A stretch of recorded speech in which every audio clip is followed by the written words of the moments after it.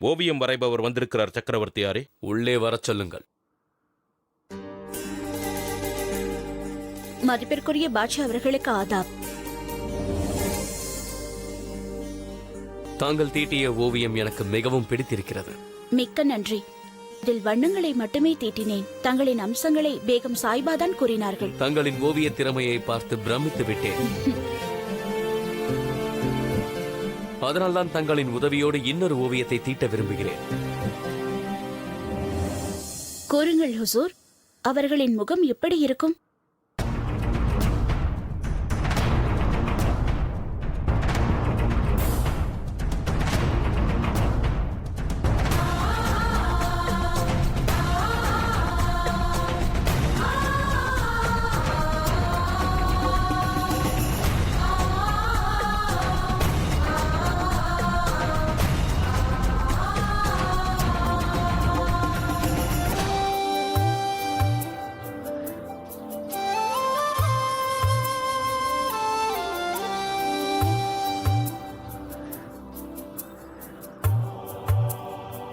இன்னும் சிறிது நேரம் தாங்கள் அமர்ந்திருக்க வேண்டும். எந்த கண்களினால் இந்த உலகம் தென்படுகிறதோ அந்த கண்களில் இருந்தே நான் ஓவியத்தை தீட்டுகிறேன். அவளது விழிகள் புள்ளிமானை போன்றது. ஒரு புறம் அழகு, மறுபுறம் குறும்பு. மின்னுகின்ற அவளது தங்க இடை,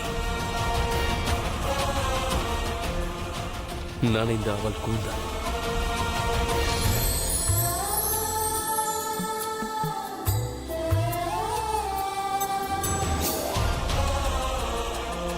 வீணையை மீட்டும் விரல்கள், ஆனால் அது பற்றி இருந்தது வாளை. கோபத்தால் நிறைந்த கண்கள், அவளுடைய பார்வை விஷத்தை கக்கியது.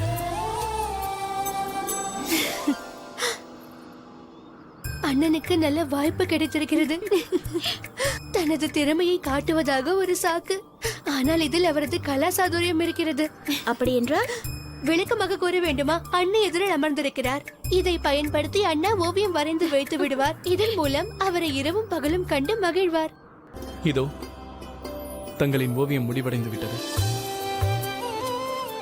அண்ணா, அந்த ஓவியத்தை காட்டுங்கள். இல்லை, இது ஜோதாவின் ஓவியம். இதை முதலில் பார்க்கும் அதிகாரம் ஜோதாவிற்கு தான் உள்ளது. வாருங்கள் ஜோதா.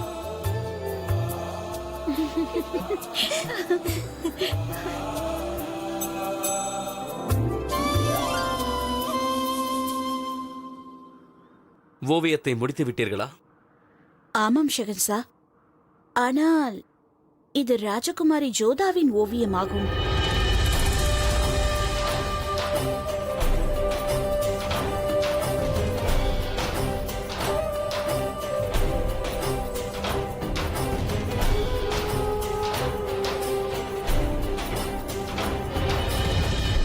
இது ஆமீரின் ராஜகுமாரி ஓவியம் என்று தங்களுக்கு எப்படி தெரியும்? இடைமறுத்து பேசுவதற்கு மன்னிக்கவும். ஆனால் என்னை போன்ற கலைஞர்களை தேசத்தின் எல்லை கட்டுப்படுத்தாது. இந்தியாவில் அனைத்து இடங்களுக்கும் சென்றிருக்கிறேன். ஆமீருக்கும் ஒருமுறை சென்றிருக்கிறேன். அங்குதான் இவர்களின் ஓவியத்தை வரைய எனக்கு வாய்ப்பு கிடைத்தது. அத்துடன் மேற்கொண்டு கூறுங்கள். கூறுவதற்கு என்ன இருக்கிறது? அவளுடைய அழகிற்கு சற்றும் சளைத்ததில்லை. அவளின் கூர்மையான அறிவு. அவள் புத்திசாலி மட்டுமல்ல, தைரியசாலியும் கூட. எங்களை போன்ற கலைஞர்களையும் மதிக்கக்கூடியவர்கள். நானும் கௌரவிப்பேன். ஆனால் கலைஞர்கள் பாராட்டத்தக்கவர்களாக இருக்க வேண்டும். தாங்கள் ஒரு அழகான ஓவியத்தை தான் தீட்டியிருக்கிறீர்கள். தாங்கள் செல்லலாம். ஆகட்டும் ஹுசூர்.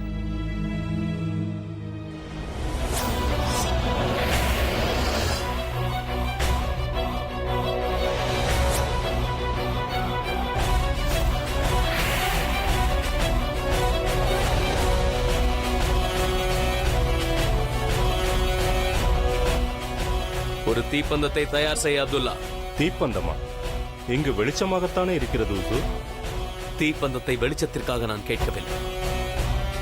இதை அந்த நெருப்பிற்கு இரையாக்குவதற்காக கேட்கிறேன். ஆகட்டும் ஹுசூர்.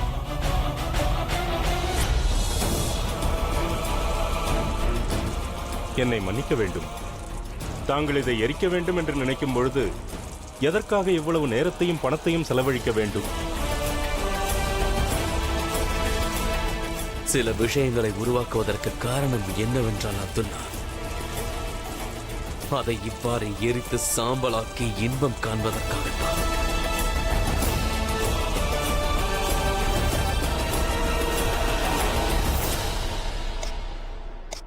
தங்களை பாராட்டியே ஆக வேண்டும் தாயே. தாங்கள் கூறியது போன்றேதான் பெஹரம் கானும் செய்தார். சக்கரவர்த்தியின் கட்டளையை மீறிவிட்டான். ஷகன்ஷாவே மன்னித்து இவரை விடுதலை செய்தார். இதற்கு முன்பு பலமுறை இவ்வாறு நடந்துள்ளது. ஜலாலின் விசுவாசிகளுக்கே நான் பாடம் புகட்டியுள்ளேன். இவன் வெறும் ஒரு எதிரிதானே. குழி தோண்டி புதைத்து விடுங்கள். இனி ஜலாலிடமிருந்து அவன் தப்பிக்க முடியாது. இந்த செய்தியை ஜலாலுக்கு சொல்லிவிட்டால் போதும். அதை நீ செய்யக்கூடாது அதஹாம், நான் செய்ய வேண்டும். இந்த செய்தியை ஜலாலிடம் நான் சேர்த்து விடுகிறேன். நீ இதற்கு இடையில் வர வேண்டாம். நில்லுங்கள், எங்கு செல்கிறீர்கள்? என்னை எதற்காக தடுக்கிறீர்கள்? நான் அரசரை சந்திக்க வேண்டும். அவரிடம் முக்கியமான விஷயத்தை பேச வேண்டும். நாங்கள் அனுமதிக்க முடியாது. நான் சந்தித்தே தீர வேண்டும். ஏய், யார் நீ? என்ன சொல்ல வேண்டும்? ஏன் கத்துகிறாய்? இது முகலாயர்களின் அரண்மனை, கடை தெருவல்ல. நான் தகத்மலின் சேனையை சார்ந்தவன். எங்கள் அரசரின் உடலை வாங்குவதற்காக வந்திருக்கின்றேன். நாங்கள் அவருக்கு இறுதிச் சடங்கு செய்ய நினைக்கின்றோம்.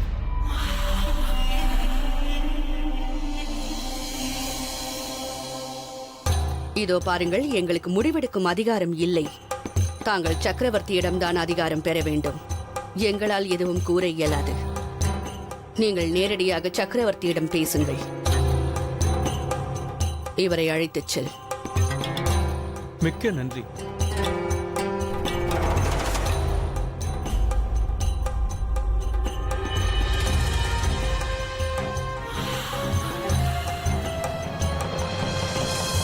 ஷெஹன்ஷா அவர்களே, தாங்கள் உயிர் பிச்சை கொடுத்த பிறகும் தகத்மல்லை இவர்கள் கொன்று விட்டார்கள். இது எந்த விதத்தில் நியாயம்?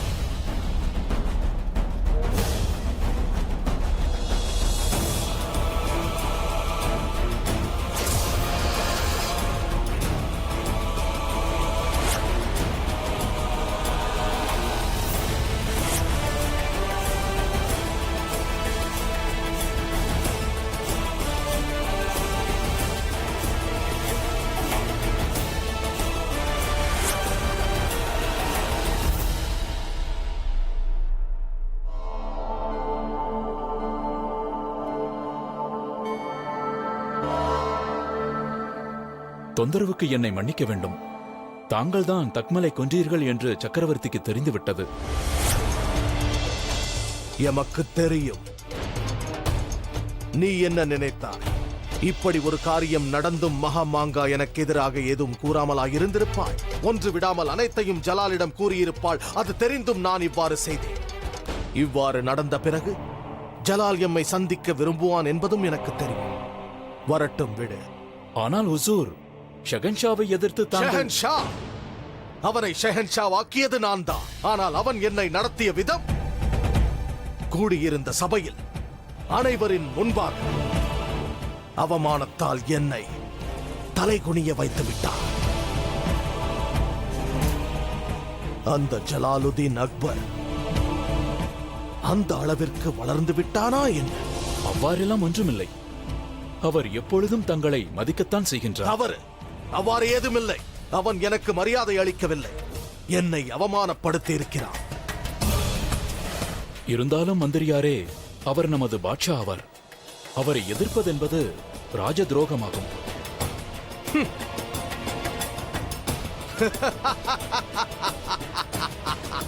அவ்வாறு இருந்தால் வேறு வழியே இல்லை. நான் அவனை எதிர்க்கத்தான் போகிறேன். ஆதாப் ஹுசூர், ராஜ்யத்தில் உள்ள அனைத்து சேனாதிபதிகளையும் மந்திரிகளையும் அவசர கூட்டத்திற்கு வருமாறு அழைப்பு விடுத்திருக்கிறார்கள். அழைப்பு விடுத்தது யார்? இங்கு அழைப்பு விடுக்கும் உரிமை எனக்கு மட்டும்தான் உள்ளது. குறுக்கிடுவதற்கு மன்னிக்கவும். இந்த அவசர கூட்டத்திற்கு வருமாறு ஷெஹன்ஷா தான் அழைத்துள்ளார்.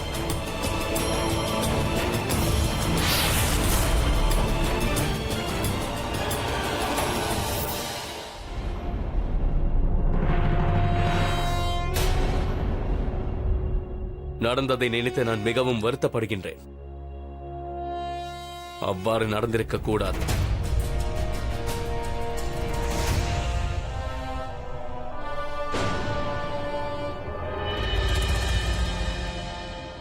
தகத்மல் என் தந்தையின் உயிரை காப்பாற்றியவர். ஜலால், இந்த கூட்டத்திற்கு என்னை அழைக்க வேண்டும் என்று தங்களுக்கு தோன்றவே இல்லையா?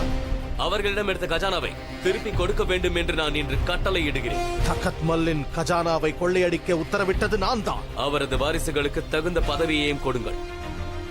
இதற்கான பொறுப்பை நான் உங்களிடம் ஒப்படைக்கிறேன். தாங்கள் என்னை இவ்வாறு உதாசீனப்படுத்தக் கூடாது ஜலால்.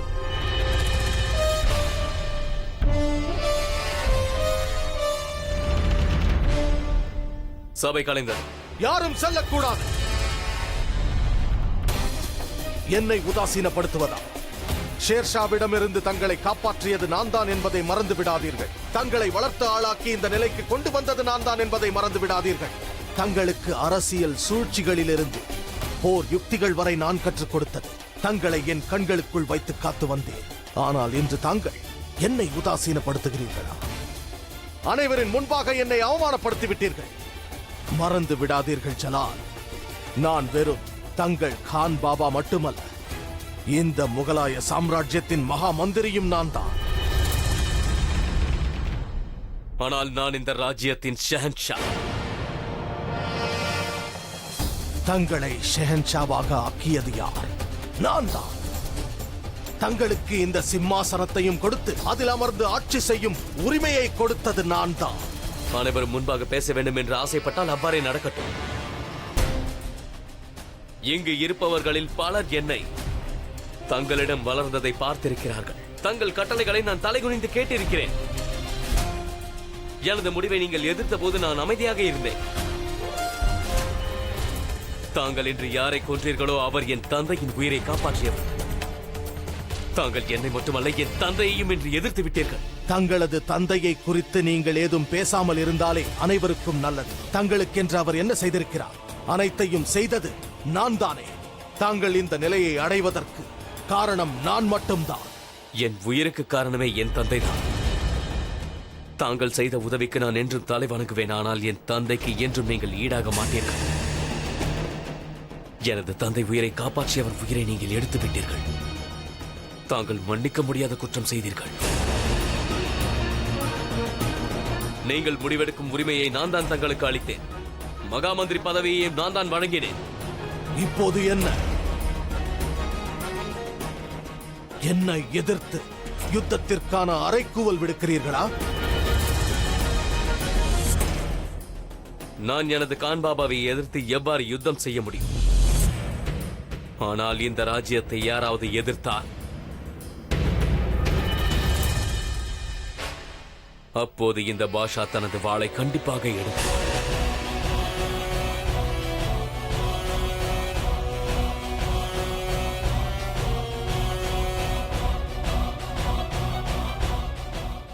பாபா,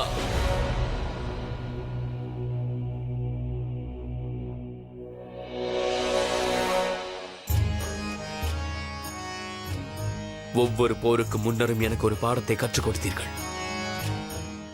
யுத்தம் யாரோடு எப்போது நடந்தாலும் அதில் நாம் தான் வெல்ல வேண்டும் என்பீர்கள். தங்களின் இந்த வார்த்தையை நான் என்றும் மறந்ததில்லை, மறக்கப் போவதும் இல்லை.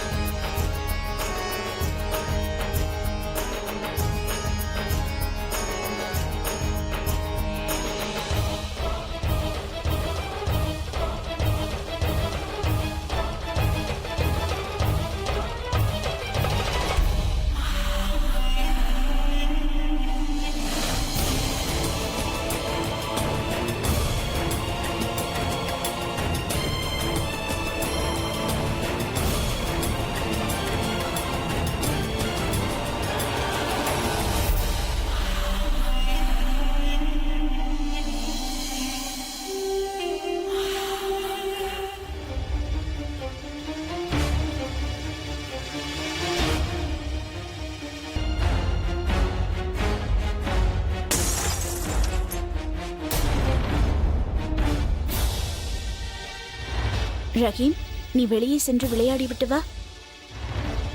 என்னை எதிர்த்து அவன் போர் தொடுப்பானா? என்னை இவ்வாறு நடத்துவானா? என்னவாயிற்று? இதற்கு முன்னால் இவ்வளவு கோபமாக நீங்கள் இருந்து நான் பார்த்ததில்லை. இதற்கு முன்பு ஜலால் என்னிடம் இவ்வாறு பேசியதும் இல்லையே. யார் கற்றுக் கொடுத்து இவ்வாறு அவன் பேசுகிறான் என்பதும் எனக்கு தெரியும். மகாமங்காவிற்கு நான் புகட்டப் போகும் பாடத்தை அவள் எந்நாளும் மறக்க மாட்டாள். தாங்கள் தான் மறந்து விட்டீர்கள். ஷெகன்ஷா மகாமங்கா அவர்களை தனது தாயாக நினைக்கிறார். அமிதா பேகத்தை விட அதிகமாக நேசிக்கிறார். அவ்வாறு இருந்தால் எங்கள் இருவரிலிருந்து ஒருவரை தேர்ந்தெடுக்க வேண்டும். அந்த மகாமங்காவா அல்லது பெஹரம் கானா? ஒருவேளை அவன் மகாமங்காவை தேர்ந்தெடுத்தால் அதற்காக அவன் மிகவும் வருத்தப்படுவான். ஏனென்றால் பெஹரம் கான் இல்லாமல் அவனால் ஜலாலாக இருக்க முடியும், ஆனால் ஷெஹன்ஷாவாக இருக்க முடியாது. பிரச்சனைகள் சுட்டெரிக்கும் சூரியனை போல் சூழ்ந்தபோது நிழலாக இருந்து காத்தவன் நான். பாரதத்தை வெற்றி கொண்டு அவனது காலடியில் சமர்ப்பித்தவன் நான். இந்த பெஹரம் கான் இல்லாமல் அவன் ஒன்றுமில்லை. ஜலால் மீது இவ்வளவு கோபமா? தாங்கள் எப்பொழுதும் ஜலாலை உங்களது பிள்ளையாகத்தானே நினைப்பீர்கள். ஆனால் ஒரு தந்தைக்குரிய மரியாதையை அவன் எனக்கு அளிக்கவில்லையே. அவன் என்னை அவமானப்படுத்தி விட்டான். இன்னொரு விஷயத்தையும் மறந்து விட்டான். நான் இந்த முகலாய சாம்ராஜ்யத்தின் விசுவாசி, வெறும் ஒரு சுல்தானுக்கு அல்ல. அரசியல் நாடகத்தில் சிறு தவறுகளுக்கான தண்டனை மிகவும் பெரிதாக இருக்கும் என்று நான் தான் அவனுக்கு கற்றுக் கொடுத்தேன். அவன் என்னிடம் இவ்வாறு நடந்து கொண்டு மிகப்பெரிய தவறிழைத்து விட்டான். மிகப்பெரிய தவறிழைத்து விட்டான். யா அல்லாஹ், என்ன இது? நீதான் காப்பாற்ற வேண்டும். எனது கணவரை கவனமாக பார்த்துக்கொள். அல்லாஹ் நல்லபடியாக வைக்கட்டும். எதுவும் பிரச்சனை இல்லையே, ஏன் அழைத்தீர்கள்? மெதுவாக பேசுங்கள். சுவற்றுக்கும் இங்கு காதுகள் இருக்கும். வாருங்கள், மெதுவாக வாருங்கள், வாருங்கள். சேரா பேகம் ருக்கையா அறையில் இருக்கிறாரா? என்ன நடக்கப் போகிறது? என்ன நடக்கும்? ருக்கையா பேகம் உண்மையில் இம்முறை தாயாக போகிறாள் போலிருக்கிறது. இதை நான் எவ்வாறு நம்புவது? இதற்கு முன்பு 4 முறை வந்து சென்றார்கள் அல்லவா? ஆனால் அவர்கள் எந்த ஒரு நல்ல செய்தியும் கூறவில்லையே. ஷெயின்ஷா இவரிடம் சிறிது நேரம் கூட இருக்கவில்லை. பிறகு எங்கிருந்து வாரிசு உண்டாகும்? பாவம் அந்த ருக்கையா பேகம். இம்முறையாவது சந்தோஷமான செய்தியை கூற அந்த அல்லாஹ் அவளுக்கு உதவி செய்யட்டும். இந்த முறையும் தாங்கள் எந்த நல்ல விஷயமும் சொல்லவில்லையே. தாங்கள் இந்த முறை கண்டிப்பாக நல்ல செய்தி சொல்வீர்கள் என்று நினைத்துக் கொண்டிருந்தேன். ஆனால் இம்முறையும் தாங்கள் எதுவும் கூறவில்லை. தங்களுக்கு என்னால் சந்தோஷமான செய்தி கூற முடியவில்லை. ஆனால் அந்த புறத்திலிருந்து ஒரு சந்தோஷமான செய்தி வந்துள்ளது. அவ்வாறென்றால் ஃபரிதாவை பற்றி தங்களுக்கு தெரியும் அல்லவா? இதே அந்த புறத்தில் தான் இருக்கிறாள். ஃபரீதா, அந்த நீண்ட கூந்தல் இருப்பவள்? ஆம், அவள்தான்.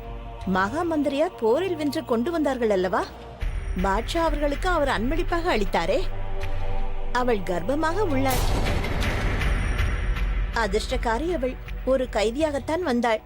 ஆனால் இந்த சாம்ராஜ்யத்துக்கே முதல் வாரிசை கொடுக்க போகிறாள். அந்த குதாவிற்கு தான் நன்றி. இறுதியாக ஷெகன்ஷாவிற்கு வாரிசு வரப்போகிறது. கோஜஷேரா, இது அவர்கள் ஓய்வெடுக்கும் நேரம். தாங்கள் சென்றால் நன்றாக இருக்கும் என்று. அவளுக்கு எத்தனை மாதம் ஆகிறது? அது நமக்கு தேவையில்லை ராணி அவர்களே. அவள் ஒன்று முக்கியமானவள் அல்ல, வெறும் கைதி தானே. நான் அவரிடம் பேசிக் கொண்டிருக்கிறேன். எத்தனை மாதம் ஆகிறது ஃபரிதாவிற்கு? 3 மாதம் ஆகிறது பேகம் சாஹிபா. வாலா, இருக்கட்டும்.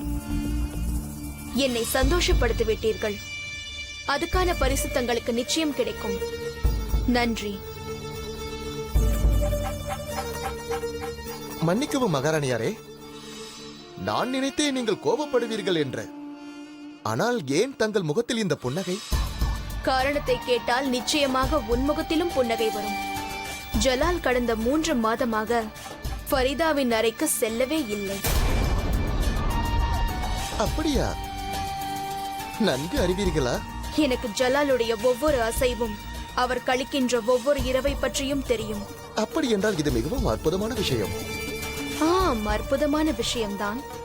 ஆனால் இந்த அற்புதத்தை செய்தவர் யார் என்று கண்டுபிடிக்க வேண்டும்.